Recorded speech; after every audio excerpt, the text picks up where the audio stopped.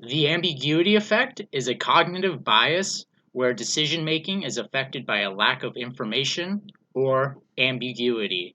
The effect implies that people tend to select options for which the probability of a favorable outcome is known over an option for which the probability of a favorable outcome is unknown. So, in plain English, people pick an option that they know what will probably happen instead of picking an option where they don't know what to expect to happen. This means that a lot of people will stick to what they know, even when they know if they pick something else, it will probably be better for them. That's huge and explains so much on why we do and choose the things that we do. From personal experience, I work as a manager at a call center, and one of my mentors said that the first thing that I should do every morning is that I should walk down my team's row and wave to them and say hello to everybody. He said that that would have a huge boost in my morale and then also would make it an easy way to build rapport with my team that I could use later to help improve their performance. I was super hesitant to change my routine from just putting good morning into my group chat with just a bunch of sun emojis. I told my mentor, yeah, I'll do it tomorrow, but I didn't do it for a long time. It took a couple weeks of him constantly reminding me to do it and for me to start waving to my team. At first, it felt super awkward, and my team tried to stop me and ask questions that they already knew the answers to and just needed a confidence boost, which kind of sucked a little bit out of time out of my day. But after a while, just that routine made it one of the best things that I did in the morning and was one of the things that I looked forward to walking in and waving everyone and seeing their smiles really kind of made my day. And it certainly didn't hurt their performance. So, yeah, even though my mentor told me all the benefits at first, I was still hesitant because it was an unknown for me. And I think that that's the ambiguity effect. That ambiguity was too much for me. And I was going to stick with what I knew versus trying something new that I knew was, and that someone that I knew that I trusted was preaching the benefits. Other examples that I see is people will pick a fixed rate mortgage because they know exactly how much their mortgage will be for those 15 or 30 years versus the variable rate mortgage, even though the variable rate mortgage statistically, I think, tends to be cheaper in the long run. But people choose to go with the sure thing rather than that ambiguous option. For every day that I choose to go to the same restaurants because I know that what I'm going to get when I go to Subway or Chipotle or Chick fil A, I know exactly what to expect out of these restaurants. And I call those my big three because I don't really go anywhere else. So, am I really going to put on my shoes, read reviews, Google Maps somewhere new that I don't even know what the payoff is going to be for these new foods? Or am I going to play it safe and go to Chick-fil-A where their freaking what is it? Their freaking sauce is the best and that spicy deluxe with that Chick-fil-A sauce, that's the best. Why would I risk that beautiful chance to go to Chick-fil-A versus going to somewhere new when I don't really see the payoff and I don't even know the payoff? I feels like this could be also be applied to video games as well, where a lot of the time we see the new ads for the cool first person shooter, and we just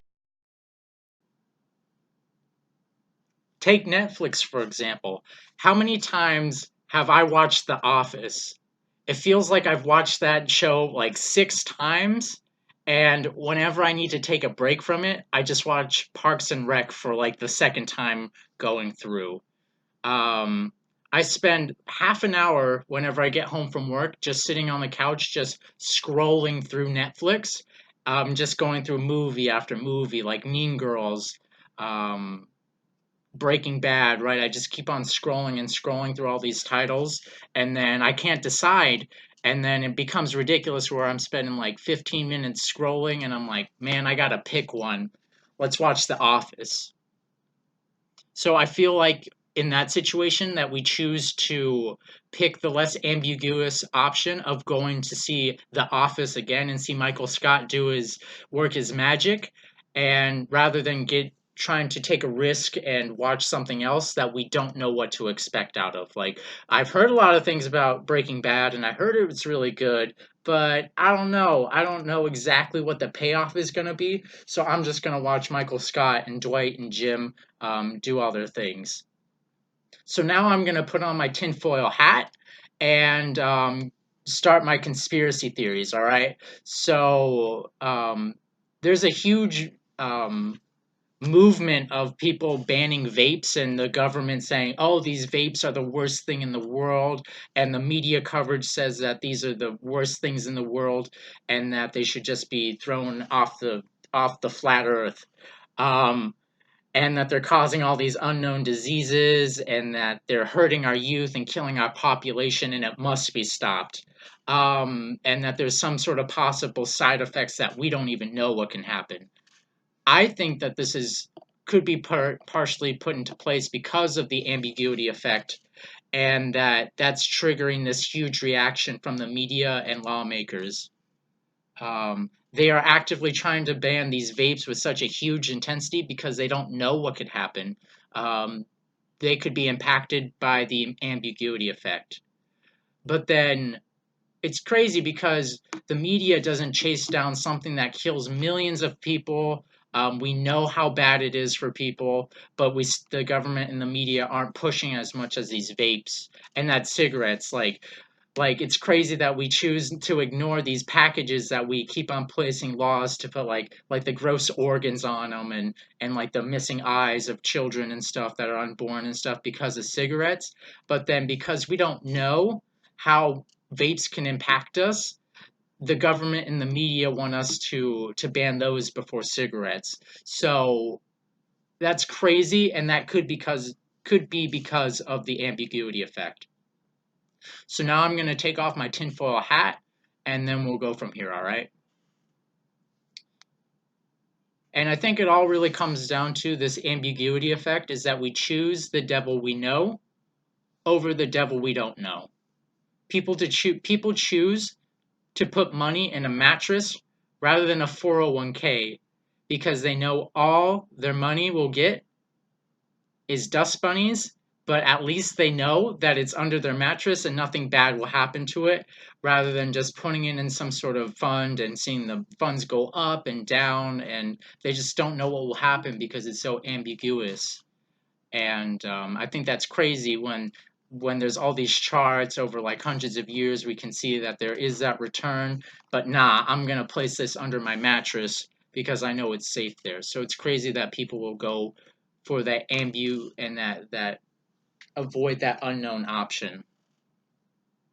And people will choose to watch The Office instead of hanging out with their friends and on a Friday night. And then when they're watching The Office, they're just sitting there worrying what will happen when it goes away in 2021. Netflix. Eh, what am I gonna do in 2021 when they take away Netflix? Eh right? Like people, I see all these memes on Facebook where people are freaking out about Netflix taking away The Office, and it's like the end of the world. Like it's almost as bad as vapes, where I don't know what I'm gonna watch. I don't know what I'm gonna watch when they take away my Office. Like what's life without knowing what Michael Scott's gonna do? Like I know literally everything he's gonna do, but I still need him in my life. So that's crazy that people will freak out more about vapes and the office going away because they don't know what option they're going to choose, and they'd rather go with the sure thing. To wrap up this video, whenever I feel whenever I feel like I want to better myself, it always feels like there's something in the way. I know better, but I do not do better. Um, so maybe this ambiguity effect could be what's partially in the way of me not being able to do the things that I want to do, like New Year's resolutions, going to the gym, all those sort of things. So maybe that's one of the reasons why, is because I'd rather stay safe, stick with what I know, versus not trying to experience something new and the unknown.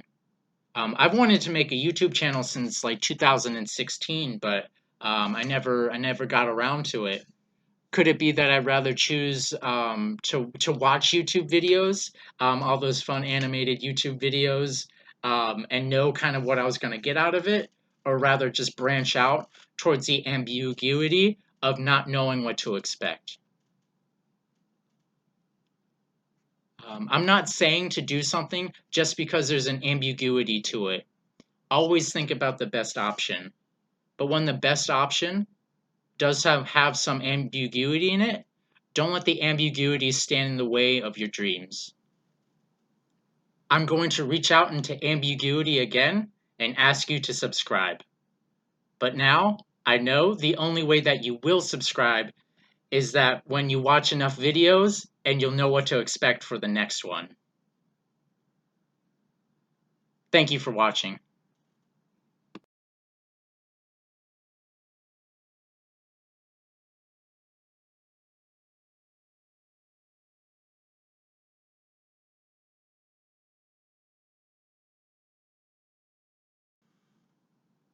P.S. I just wanted to give a shout out to the Jeepney, which is this archaic little van thing that these Filipino people ride in.